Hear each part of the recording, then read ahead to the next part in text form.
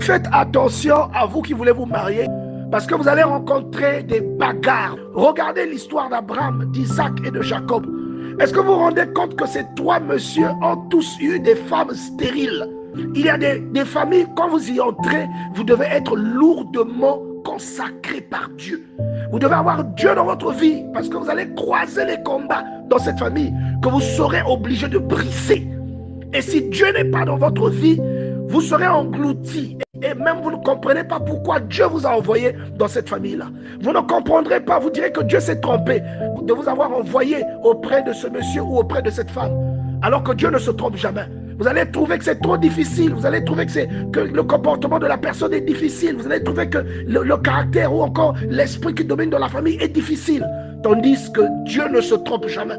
Dieu envoie certaines personnes dans certaines familles aller épouser certaines personnes pour devenir des sources de délivrance de ces personnes-là.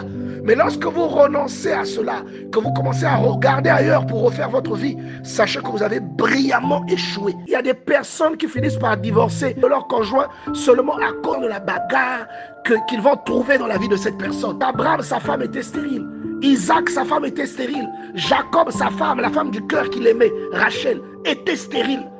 Si vous commencez à constater la difficulté, que vous pliez sous cette difficulté, sachez que vous avez brillamment échoué. Faites attention à bien observer la famille vers laquelle vous partez et assurez-vous d'être suffisamment loti, d'être suffisamment oint par Dieu. Vous allez dans ce qu'on appelle en anglais battlefield, vous allez dans un champ de bataille.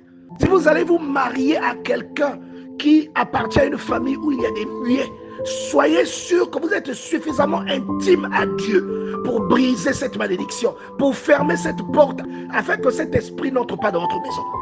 Si vous allez vous marier dans une famille où il y a plus d'un infirme, une famille où il y a des choses bizarres, anormales, que vous remarquez auprès de certaines personnes, des tares bizarres, des retards bizarres, bien-aimés, soyez sûrs que vous êtes suffisamment intime à Dieu. Soyez sûrs que les paroles de Dieu seront trouvées en vous, selon Jean chapitre 15, verset 7. Soyez sûrs que lorsque vous parlerez à Dieu, vous serez exaucés. Tout comme Isaac avait invoqué Dieu pour sa femme, tout comme Jacob avait invoqué Dieu pour sa femme, et sa femme fut guérie. Soyez sûrs, bien-aimés, parce que dans le mariage, chacun vient avec des bagages. Souvenez-vous de l'enseignement que nous avions fait il y a au moins 3 ans à propos du mariage et de ses mystères. Dans le mariage, chacun vient d'une famille et de cette famille respective, nous avons également des colis, nous avons des bagages que nous transportons et que nous emmenons dans notre foyer. Et ce foyer devient un champ de bataille. Vous devez être conscient qu'il faut passer obligatoirement par Jean chapitre 1 verset 12 afin de freiner tout ce qui n'est pas normal. Si vous arrivez dans la vie des gens qui ne se marient pas, vous tentez d'épouser cette personne et que vous avez un combat, soyez suffisamment fort pour briser cette chaîne et faire de cette personne la première personne mariée de leur famille. Soyez suffisamment fort, suffisamment investi par le Seigneur.